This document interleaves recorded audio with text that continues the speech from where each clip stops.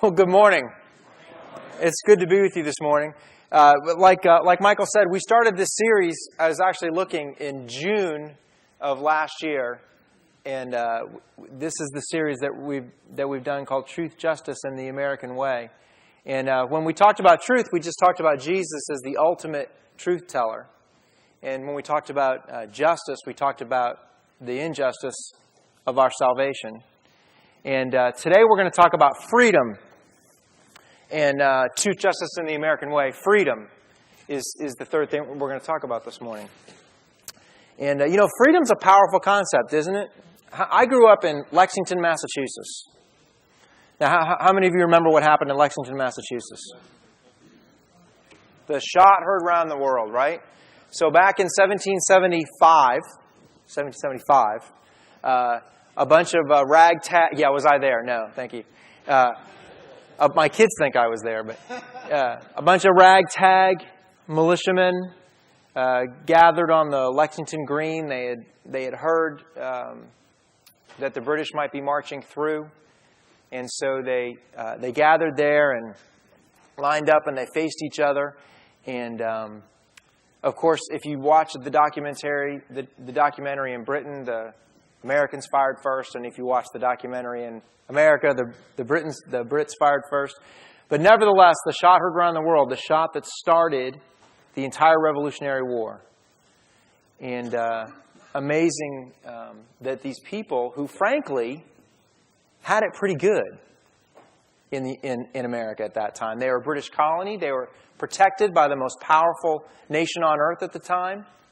They had access to goods and from Britain and from the great trade and commerce that Britain enjoyed. They ruled the seas at the time, so they were able to get goods. From an economic standpoint, you might even say that it was economically good for them because they were able to get goods cheaper, maybe, than people in other countries. But it wasn't good enough. When the king decided that he wanted to sort of put the colonists in their place, he added another tax. It wasn't that big a deal. He'd added taxes before. But the tax became a sign, a symbol for the colonists of the tyranny of being ruled by somebody else, of their loss of freedom, right? And so we've seen all through history, every major battle that I could think of, every major war that I could think of, had at least as one major component of it, this concept of freedom. People want to be free. People want to be free. Now, here's the interesting thing. I started with my college picture, apparently. That was a rough night the night before, let me tell you. No, this is Bob Dylan. I love Bob Dylan. We could talk a long time about why I like him, but, in the 70s, Bob Dylan had a conversion experience and became a born-again Christian. Some of you may know that, but a lot of people don't know that. And he did a whole album called Slow Train Coming. In fact, here it is. I feel like I'm on Jay Leno. Slow Train Coming, that was pretty much a testimony of his newfound faith in Jesus Christ. And the first song on that CD is this song, Gotta Serve Somebody. And he says in the song, it may be the devil or it may be the Lord, but you got to serve somebody. And that's the paradox of freedom. That's the paradox of freedom.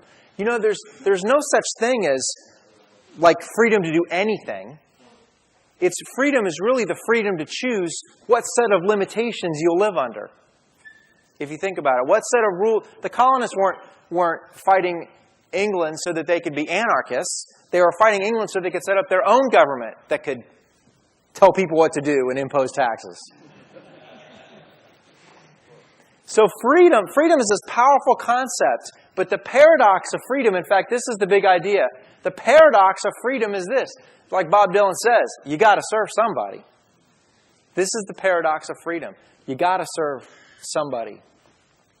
Now, freedom is such a powerful concept that a lot of movies today use this quest for freedom, this fight for freedom, as a motivating force behind many of the characters. So think of some movies with me. Gladiator, right?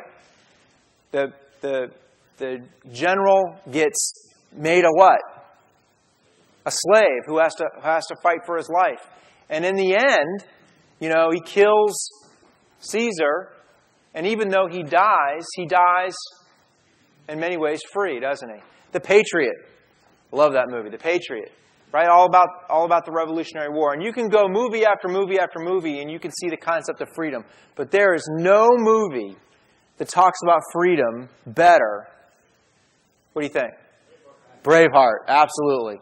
So, the story of Braveheart is, historically a little iffy, but it's a great movie, And the story of Braveheart is a story of William Wallace, who fought on behalf of Scotland against England, our friends, way before the Revolutionary War.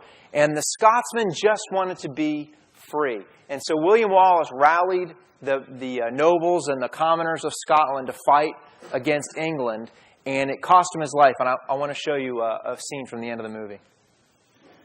Whoop.